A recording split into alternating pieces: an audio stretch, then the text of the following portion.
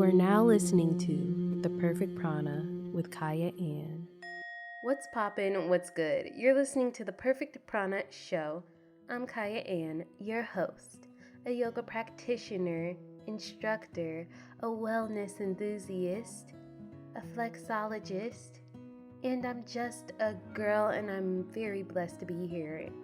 And if you love yoga, this is the perfect place to be. And if you do not love yoga, this is still the perfect place to be, because I have a lot in store for you all today.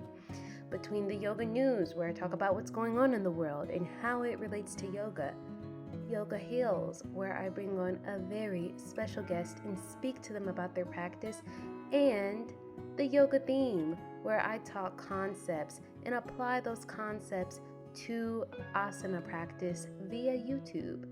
Before we get into all of that, let's center ourselves. Let's take this moment to go inward, to focus on our prana. Prana translating to breath, life, energy source, our vital force, our chi. There are a lot of different translations, but let's just focus on that. So no matter where you're at, no matter what you're doing, you're driving in the car, you're sitting on the couch, you're laying in the bed, you're walking in the park, take this moment to align your spine. Create a nice line of energy from your tailbone to your crown so breath can effortlessly move through you. Roll your shoulders up to your ears and pull them back and down, lifting up your chest, slightly tucking your chin. And maybe, if it's safe for you to do so, close your eyes. And just notice your breath without controlling it. And gradually deepen your inhales and lengthen your exhales.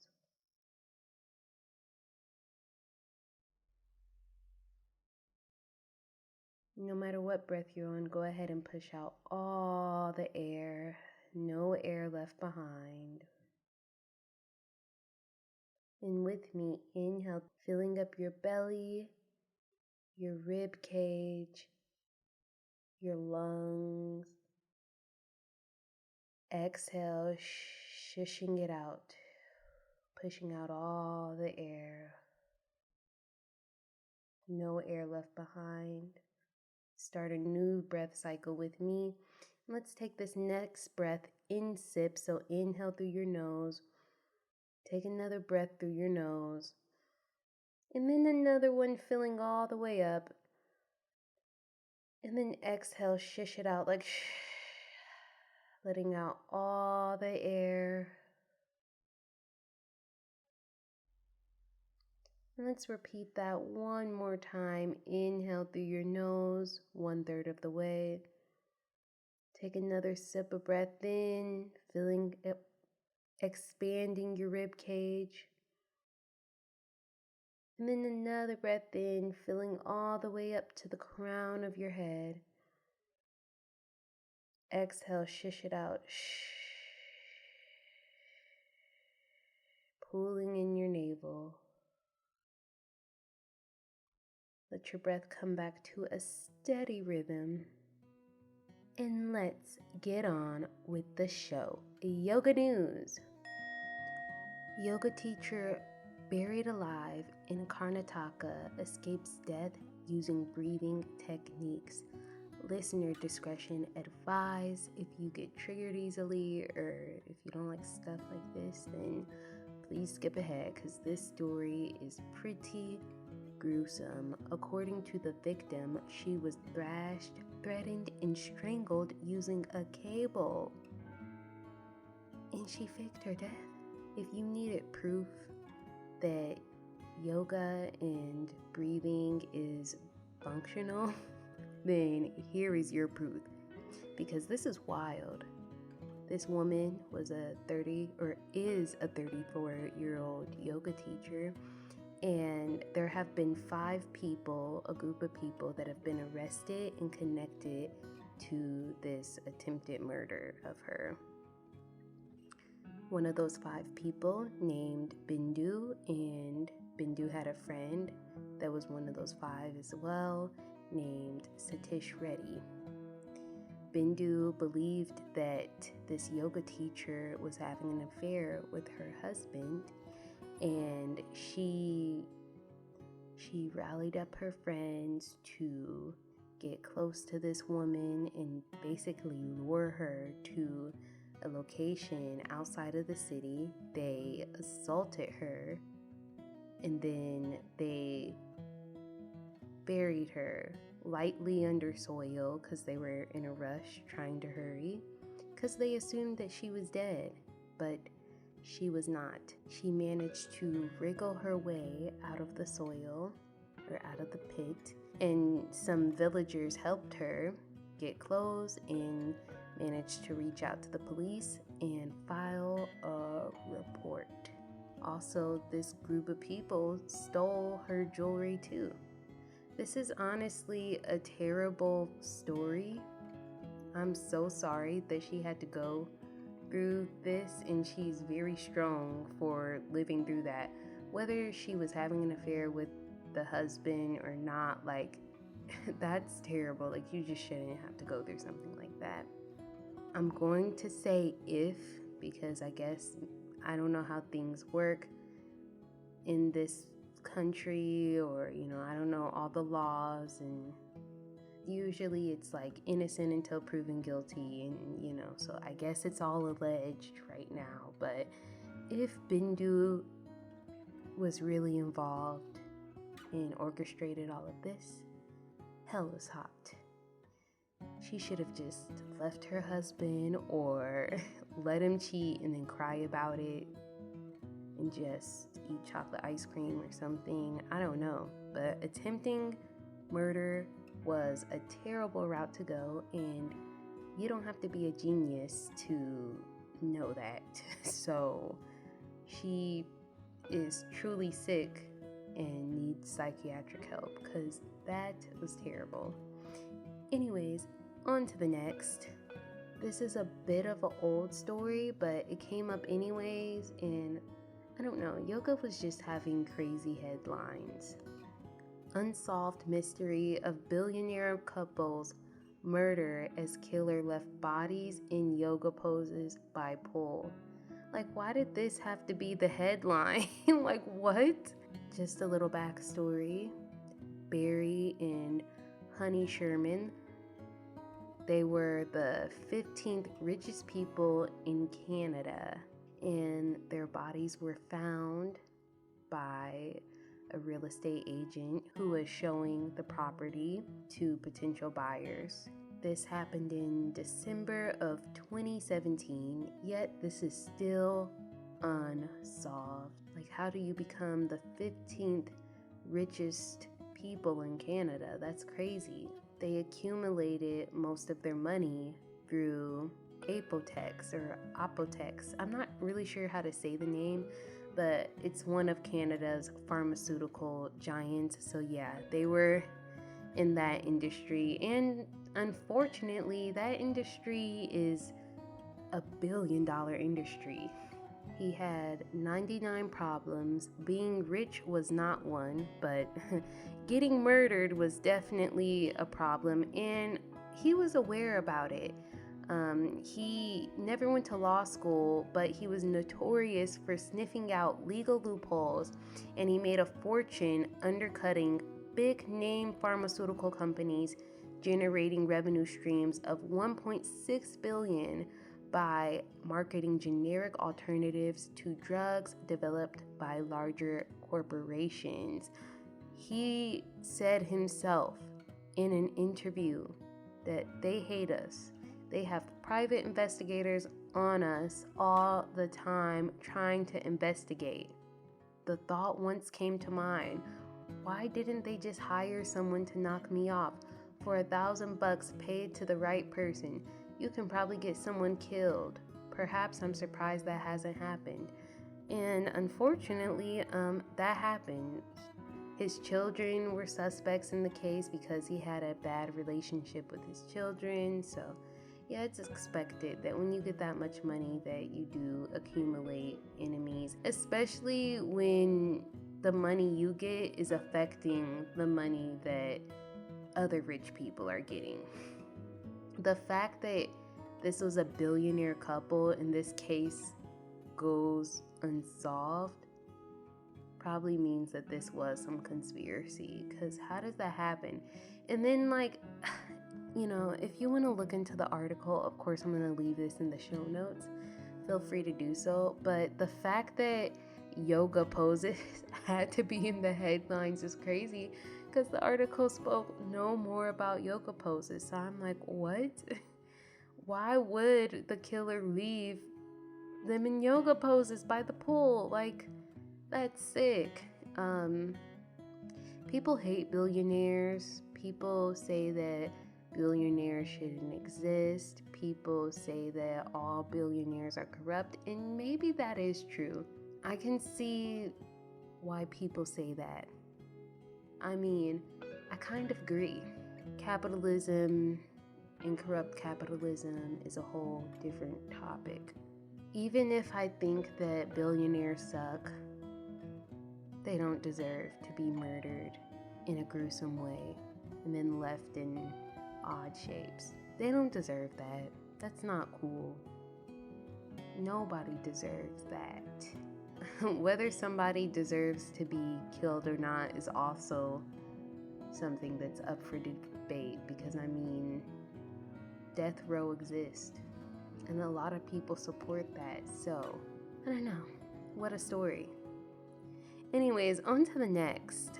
Monday, November 11th is 11/11, which I am one of those people that is always like, it's 11/11, make a wish. Every time I see that it's 11/11. I don't know why I've been obsessed with this ever since I was in middle school, and I had a friend bring it up to me, and then I started wishing at 11/11 and I never stopped. Am I just a generic person?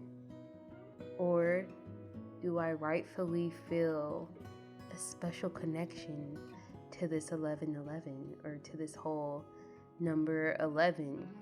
And, I take these pseudosciences such as astrology and other sciences like that with a grain of salt, but I do find them interesting, and I do get a little captivated in them sometimes. I just always try to remember, this is not what's guiding me. I'm not making life decisions based off of this. I can't take it too seriously. I can't predict the future with these numbers or with these stars. No, I don't do that. But one time I did look up my life number. I think that's what it's called in numerology or something. It was life path 11, and I was like, oh my gosh, 11/11. Maybe that's why I like it so much. I don't know. Whatever little reasonings that I find in my head to amuse and entertain myself. I would like to speak with someone that knows more about the topic of numerology, and I do like to talk to people that know more about the topic of astrology, but I am always skeptical. I am always going to be skeptical of that, just because that's who I am. But it is entertaining for me for whatever reason. Anyways, I did want to speak about this 11/11, because why is this such a trend? This whole 11/11 thing. What's the obsession with it? Why have people been wishing on this number forever? What's the history? What are the tales about 11/11? I did find some stuff out. November 11th in 1918 was actually the end of World War I. This is something a lot of people in European countries might take a moment of silence on 11/11 around 11 o'clock, because the armistice between the Allies and Germany ended World War I. It went into effect. at this time. On November 11th, 1918, at the 11th hour of the 11th day of the 11th month. Like, did they do that on purpose? Like, what? Anyways, I thought that was interesting. And then also, this number just symbolizes good luck. Why this number? I mean, I looked the Bible verse up for 1111 once, and it was not good. But I mean, can you even take that too seriously? So people have believed this to be a lucky number for centuries.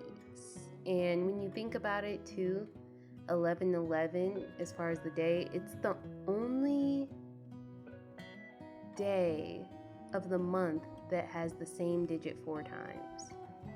No other number has that 4 times. 1111. And then 11 also symbolizes a new start. I mean, because it's like numbers just restarting again. 10 is 0. You know, you have 1 through 9, then you're back at 10, which is 0, and then you're repeating the cycle again, 11, 12, 13, and you know, it's just like numbers are so cyclical.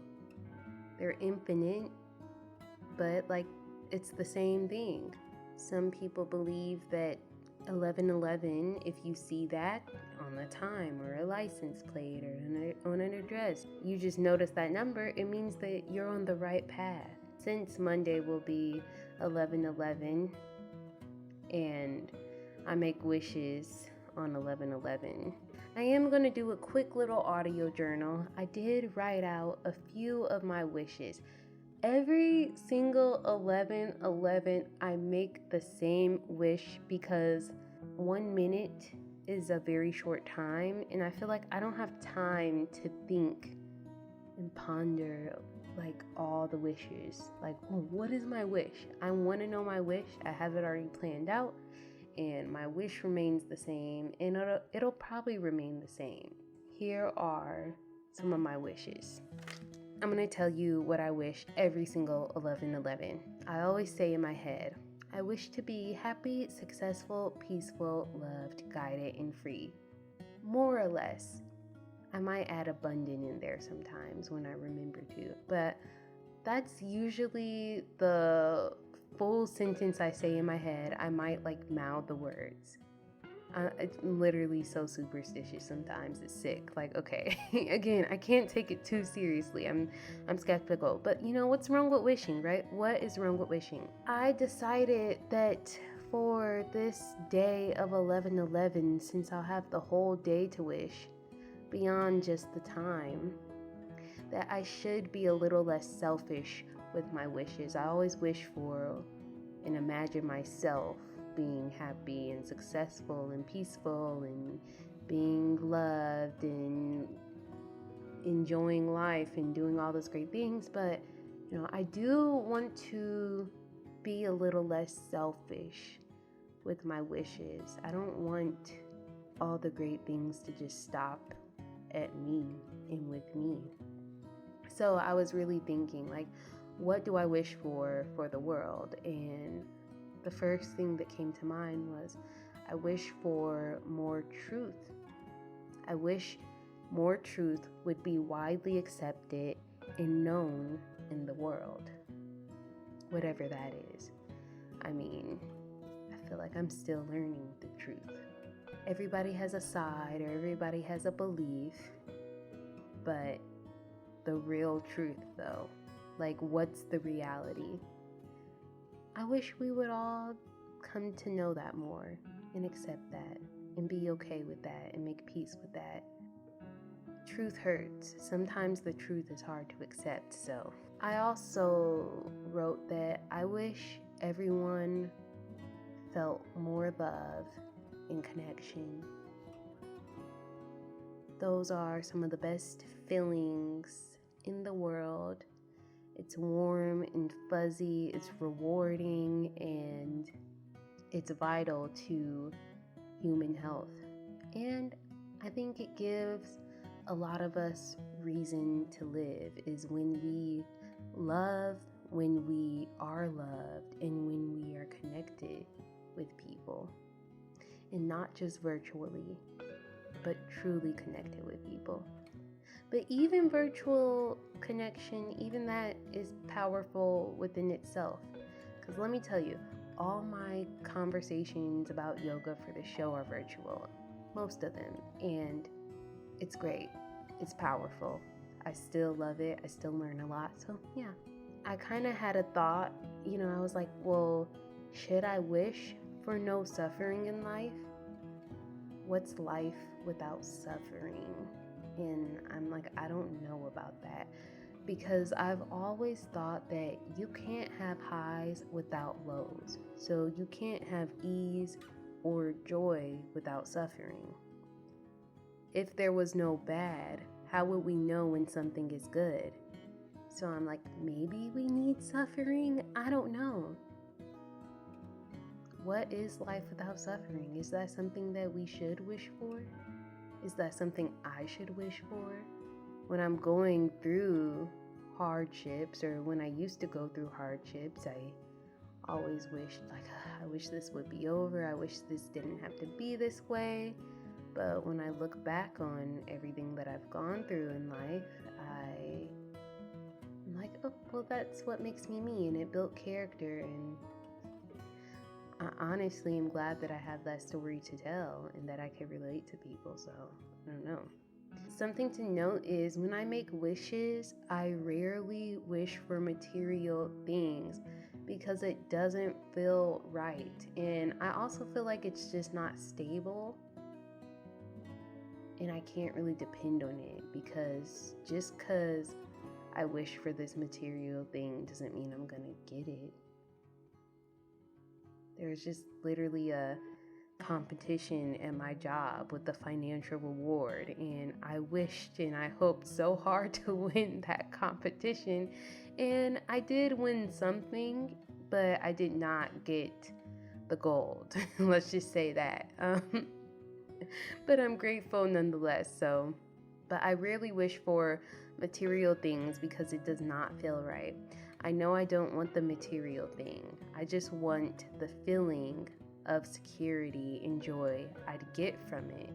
And I know that I can obtain those feelings without having the actual thing. So yeah, I wanted the gold, but did I really? Or I really just wanted that sum of financial reward because the idea of it was making me feel secure. I mean, in this economy, but yeah, in this economy, money is security. We all want it. We're all thinking like, I wish I had more money. How can I make more money?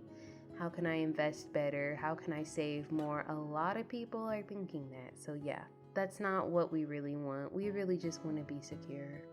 We want to feel comfortable, and like, we don't have to worry about not having enough. The feeling of not having enough is terrible.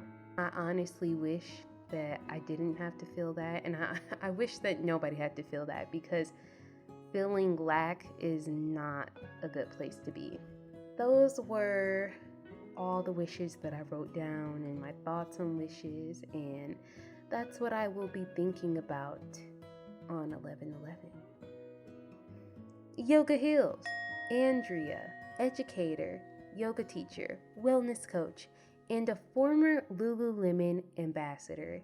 She is a St. Louis-based beautiful Black woman, and I love what and how much she shares on Instagram and other social media platforms. On Instagram, she has a mission to help everyone learn, and she did that for me with our discussion. So let's get on with the conversation. Hello, Andrea, or Naturally Educating. First, I'd like to say I love what you do on social media. I enjoy looking at your poses of the week, and I just admire how dedicated you are to your asana practice. So, thank you so much for coming on to the Perfect Prana show. Thank you for having me. I know I'm like crazy busy with all my classes, so I appreciate you giving me a little grace because life. the first thing that I ask everybody that comes into this show is when you started practicing yoga and why do you still practice yoga today? Oh, I love this question. So, when I first started practicing yoga, it was actually so my background, which has evolved over time, right? But I started as a school teacher. I went to college to be a teacher. When I graduated, got a job right out of college, and part of my job was a free gym membership. And I was like, bet, let's go to the gym. And I wasn't really in the part of my life yet where I was like lifting weights. I would go and walk on the track, but they had yoga. And I was like, oh, I'm just going to go to yoga class since I'm here. And I started going. The lady who taught the class was also a dance instructor. So, like, she just cued really beautifully and she was really gentle, even though the practice itself was hard. And so I started going because my kids were stressing me out. And as wonderful as being an educator is and was, you take some of that home with you. And so yoga helped me really create a boundary between like work and home. And so that's why I started. And I started that way in 2016 when I graduated college and started teaching. And so I keep practicing because yoga is one of the few things that helps my mind be quiet. So I do a lot. I teach a lot of places. I have a full-time job. I have a partner. I have a family. I have friends, right? So yoga makes space for my mind to be quiet, even if it's the only 60 minutes I get. And it's something I really cherish. So that's why I keep practicing. That is so beautiful. I'd love to point out the fact that, you have access to the gym, but it's not necessarily something where you're like, this is not my thing, but you could find your place there and find out this is a physical activity that I do like. I do, I wish more people could branch out to different forms of physical activity instead of being like, okay, I want to get fit. I want to take my movement and health and exercise seriously. So, I'm going to force myself to go lift weights, which there's no problem with lifting weights. That has its Right. place. But, I understand if not everybody likes that. So it's just kind of figuring out, well, maybe this is not my thing, but they offer yoga classes here. So I could join in some of those and see how I like that. What I wanted to ask you about next, first of all, you said you have a full time job Yeah. outside of yoga. Could you talk about what you do outside of yoga? Yeah. So I teach about 8 to 12 classes, anywhere between those amount of classes a week. But my full-time job here in St. Louis, I'm a wellness manager. And so I do wellness coaching.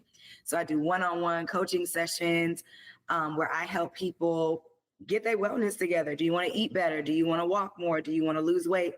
Are we talking about getting more sleep, self-care, all of those kind of domains and things through wellness is what I do with my full-time job, as well as manage a team. So I have a team of wellness providers I work through at my job. And so on my team is a gardener, a farmer, a therapist, a yoga instructor, as well as someone who runs a health center. And so my full-time job is wellness. And I get to help the people I work with specifically in my community through my work be well. And then I have a chance to then expand that reach through my yoga practice. I love how congruent everything is. You're, I'm here for it. There's definitely a demand in the community for just more people to be the light that we want to see. We want everybody to be healthier. So we need people kind of leading that movement like yourself. I mean, one, being a yoga teacher, and then two, just in your personal job in general, just Yeah. helping people be better, live better quality lives. I'm here for it.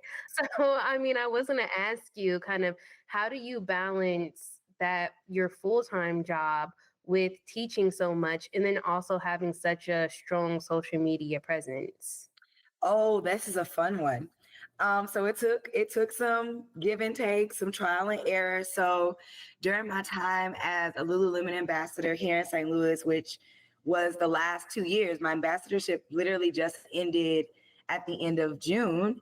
My picture is still on the wall. It'll be on the wall for maybe about 30 more days. But in that experience, it really taught me like use your resources and figure out how social media works for you. Because I think sometimes we get caught up in social media, the likes, the followers, the things. What does it look like? I even at one point took a social media break where I was on social media, but I didn't post or share anything for a year because I felt like I needed to rebuild my relationship. And so kind of all of those things led me to figuring out what works for me. And so I'm one of those people who is an avid fan of, if you have a few, 15 minutes, 30 minutes, record as many videos as you possibly can, schedule them. So I have like a system, my notes app, I know what I'm recording. I record them, I schedule them. I'm always recording. One of my best friends always says, if you're always recording, you always have content.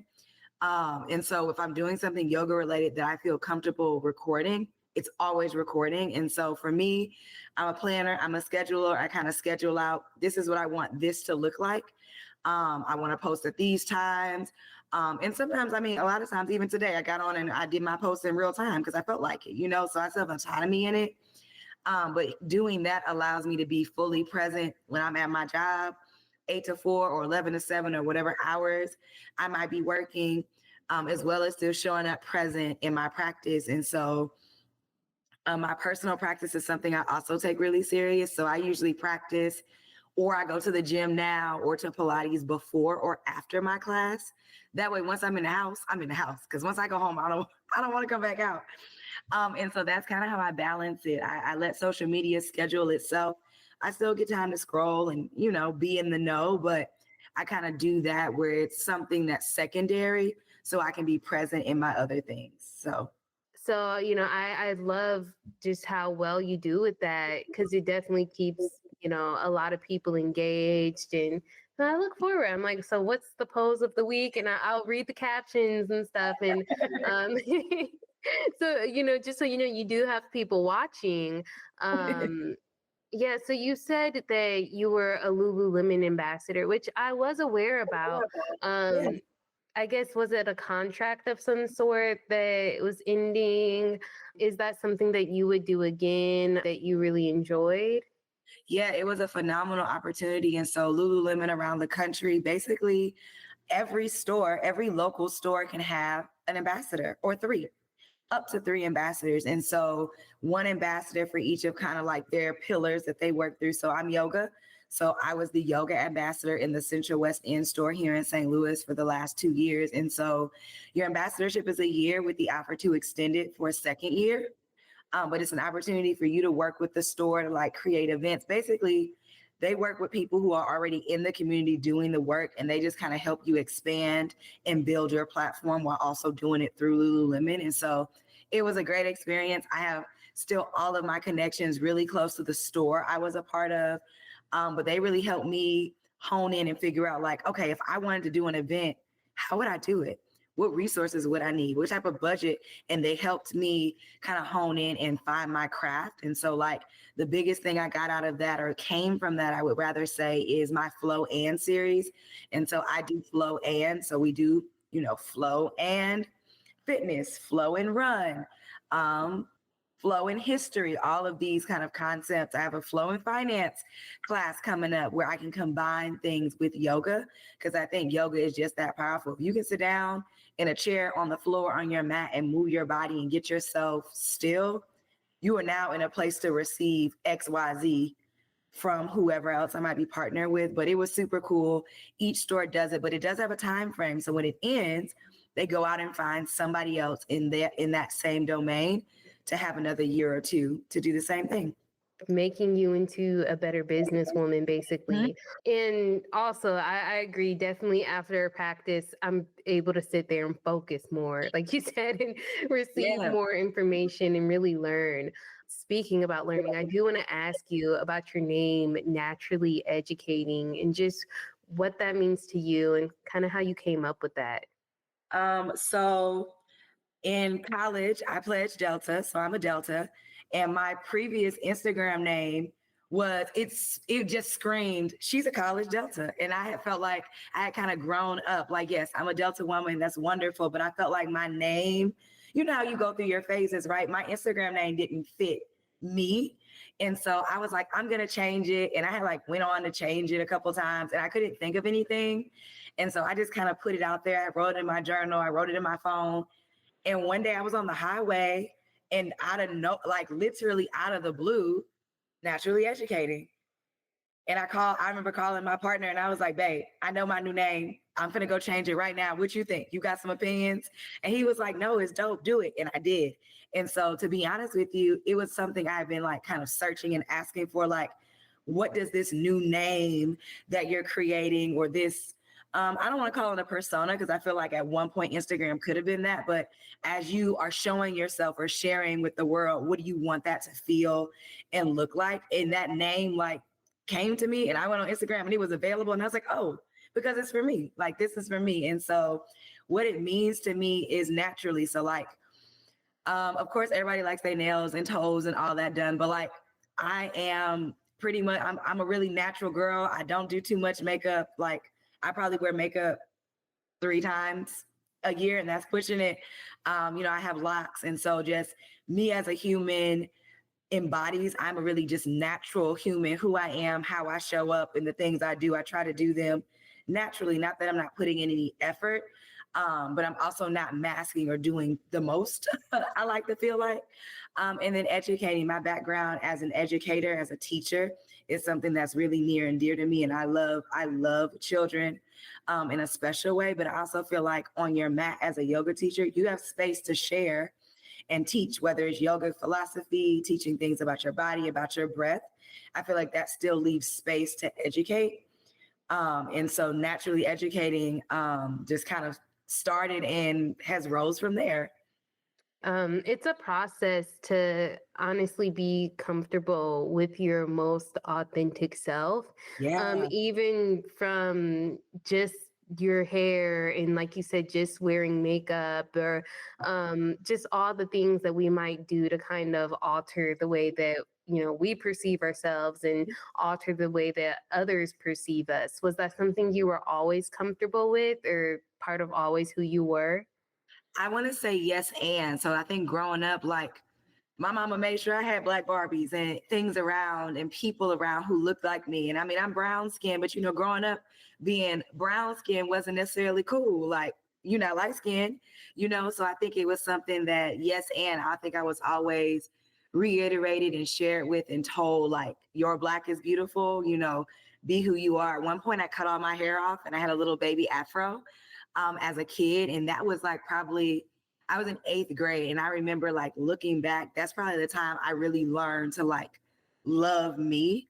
Like, you're not your hair. Like, that's a small piece of who you are as a person. And so I think my 8th grade year really solidified that for me and helped me bring it with me. Like, I didn't start my locks until I was in college.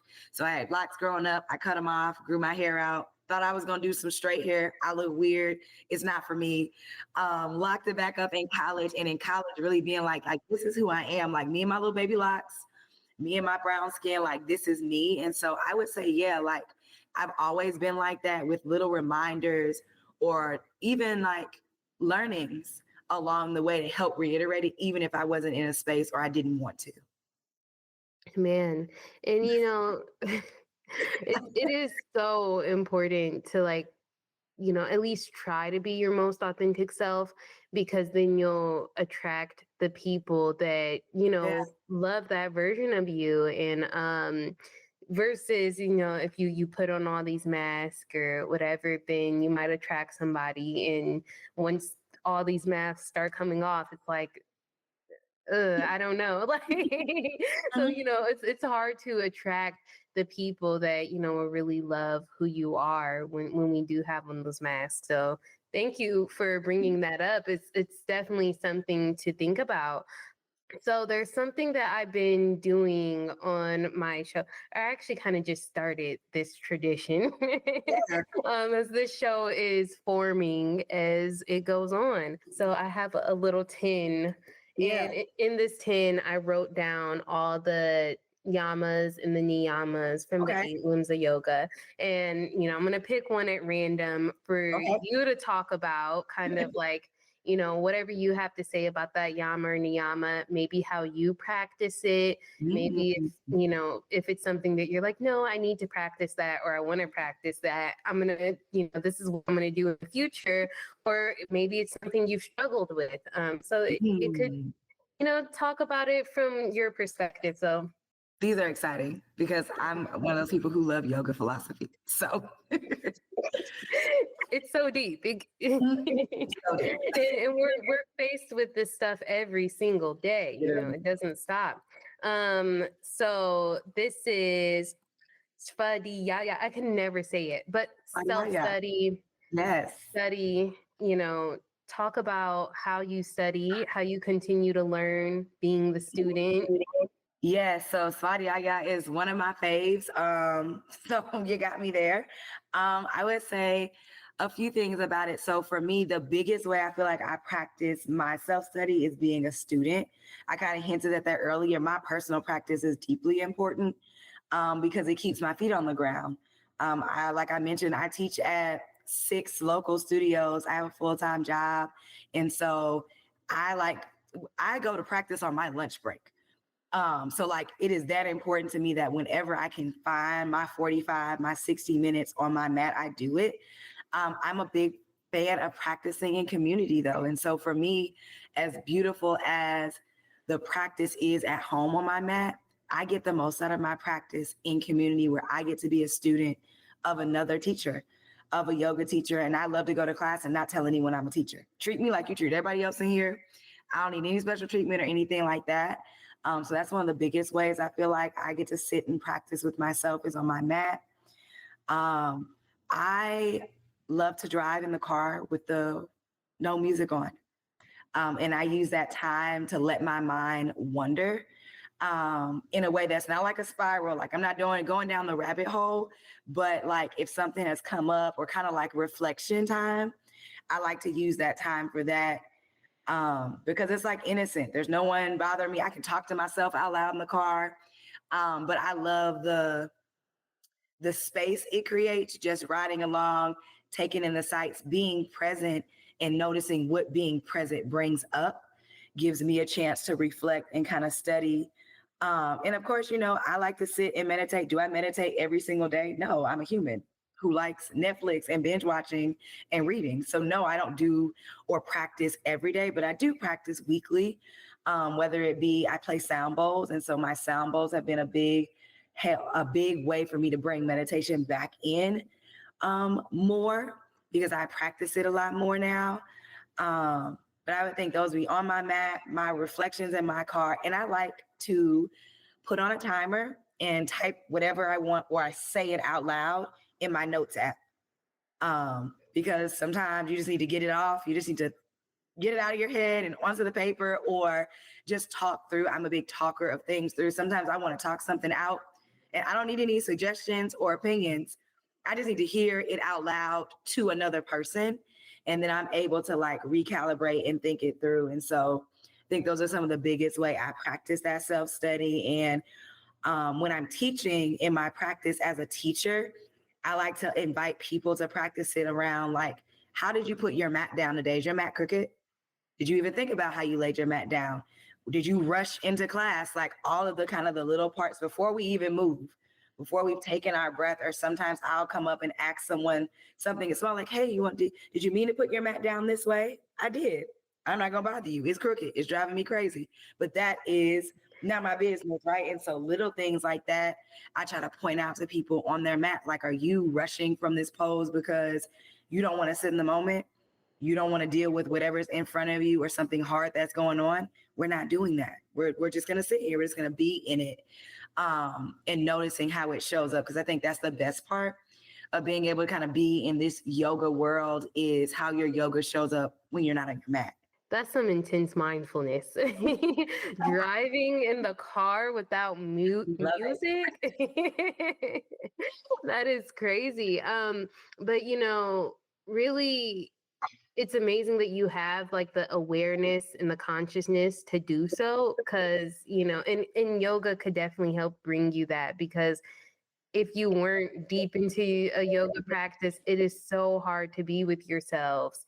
Yeah. Just with yourself in the moment and like mindful and present and like, okay, no distractions. I'm going to just be here. And, I practice, I have a daily asana practice, and it's hard Yeah. for me to do that. I find every once in a while, every once in a blue moon, I might be like, okay, I'm walking to the bus or something, where I'm like, okay, I don't have time to put in my music. I just have to deal with Yeah. being silent, like, this bus is exactly, this many minutes away. I don't have Yeah. time to rummage through my bag and try to get my earbuds in, like, just listen to the trees and the birds and Yeah. just be here. And it's something very challenging for me to do, actually. And also thank you for, highlighting the fact that practicing in the community is just different. It's special. Um, Again, something I struggle with as a person where it's hard for me to leave my house. I'm a Yeah. homebody. Okay. I'm like, Understand. I'm like, man, I really just love to be home. And then kind of like having the freedom to practice at home when I want to practice. I can roll up my mat whenever. But that's a good habit, but also it's a double-edged sword because really there's just so much amazing, just loving, positive energy out in the community. And other people know things that I don't know. And then Yes. also, I see it as an act of love to go to another yoga teacher's class, kind of like a love language, if you a Yeah. yoga love language, like I feel that. I'm coming to your class, I'm recognizing you, whether I know the teacher or not. And I feel, special or loved when other yoga teachers come to my class because I'm like, well, you're so deep in your practice. Like, don't you already know this or know that? Or like, what am I here for? I love to experience that with people that, love this practice just as much as me. What can we expect next from you? Because I know you said you're parting with Lululemon. What's next? What's next? Like, that's a great question. So, yes, so with my ambassadorship being over, I still have those connections and stuff to use. But I think some of the bigger things for me is me getting serious about YouTube. And so I have a space.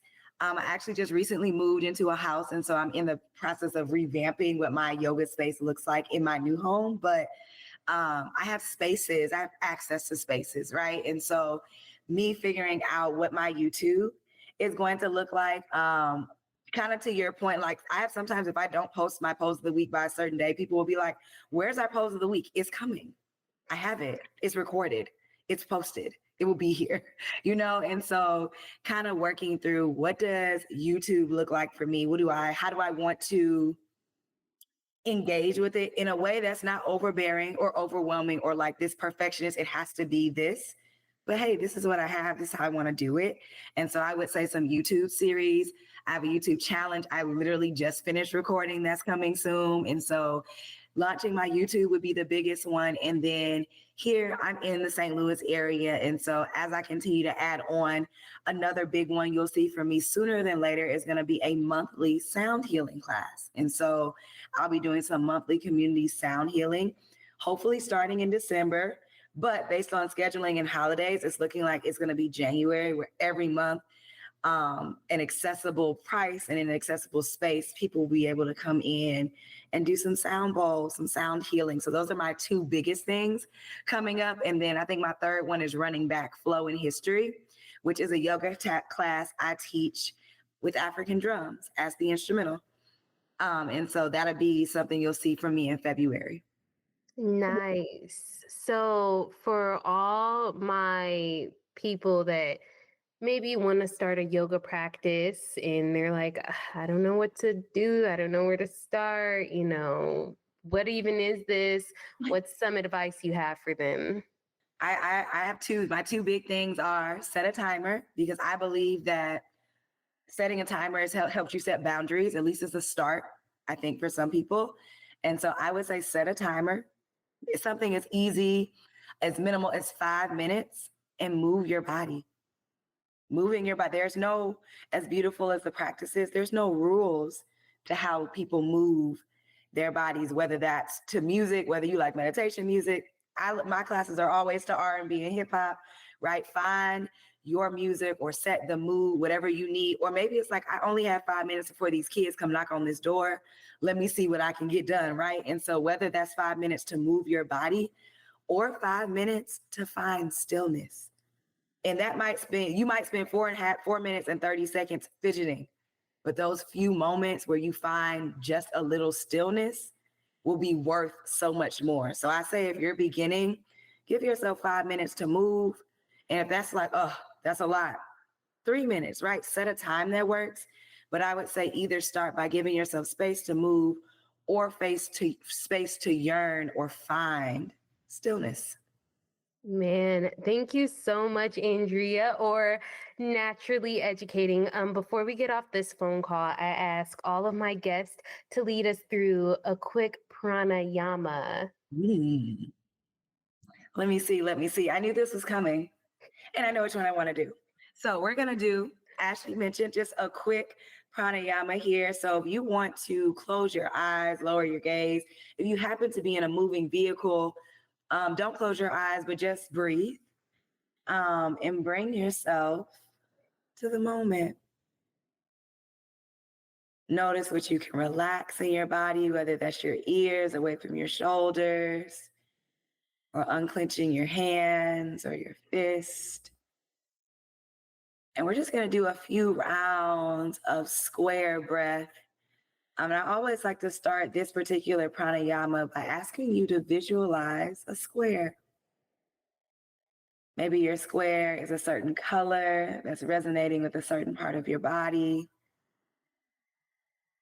And we're just going to breathe in for a count of 3. So taking a big breath in for 1, 2, 3. We're going to hold here, tracing down the second side of our square for 3, 2, 1.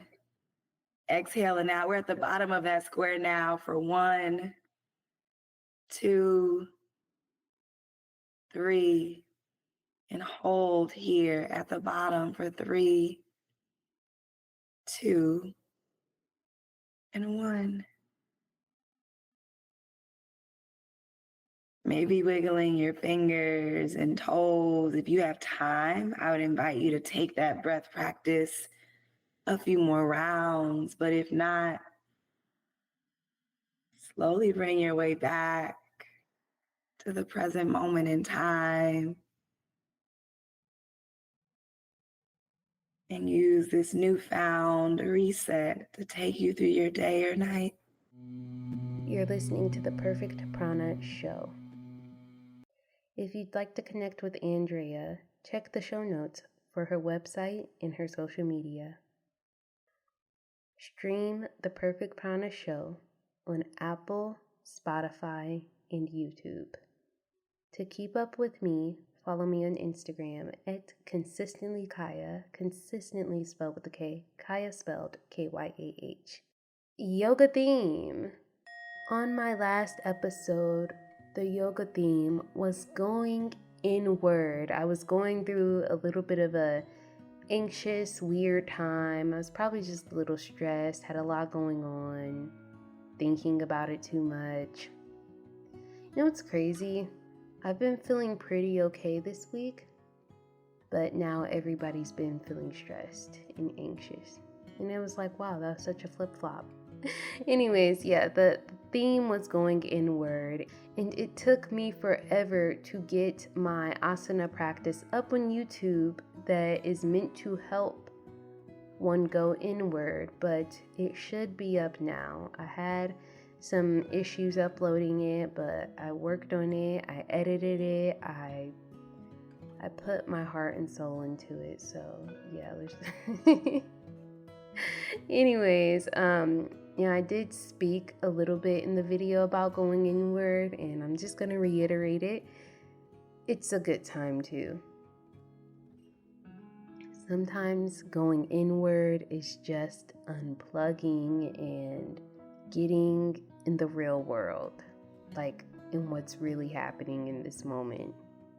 And I definitely find that this concept of going inward is so important for me when I am just being anxious.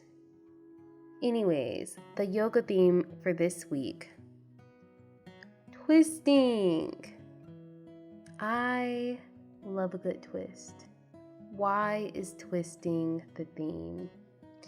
A little background. When I first started to get more into my yoga practice and I did my yoga teacher training, one of the hardest sections for me was the deep twist. Some deep twists are still pretty challenging to me, and I feel like I just don't have the space to twist that deeply. But as I continue to practice, more options appear. Twisting, it was hard for me physically. It's actually been one of the most restorative movements for me. The spine has to move in several ways throughout the day, and twisting is one of those. And it's something that we tend to neglect a lot if you aren't in a deep movement practice, and especially if you aren't into like a good mobility practice too. And it is important for the spine to remain flexible. And flexibility important in the physical sense, but also in the mental sense. Being mentally flexible is the best way to be. I sometimes talk about my life like a movie because I am annoying, so and I might say like, oh, that was a plot twist, or when something happens or something crazy happens. But sometimes life does have plot twists, and being able to pivot and work with those twists, that's one of the most effective ways to live life. I'd like to say that I hope my show can be a breath of fresh air for at least someone listening, because I try to make it different from the typical topics that are in the media, because sometimes that's draining, sometimes it's oversaturated. I think sometimes we need a break from that, and we need to be a little bit more lighthearted, or just talk about other things than what you might see as soon as you open your social media app. But I don't live in a vacuum. We do not live in a vacuum. So of course I am bringing up the election. I see and hear so much heartbreak, disappointment, fear, and hopelessness with the outcome. And that makes me so sad that so many of my brothers and sisters are going through those feelings because they did not get the outcome that they wanted and or expected. The recent events have been a plot twist for a lot of people. I'm saying all this to say is we have to remain flexible, not in the physical sense, but in the mental sense. And I'm just going to take it back to wishing for a moment. I wish and I truly hope that everyone can experience living in the present moment. I wish freedom from dwelling on the past and freedom from fear of the future. I wish and hope people can take the present moment and be the light in their community, in their environment. And I'm not just saying this just to sound good and deep and whatever. This is something that has truly been on my mind.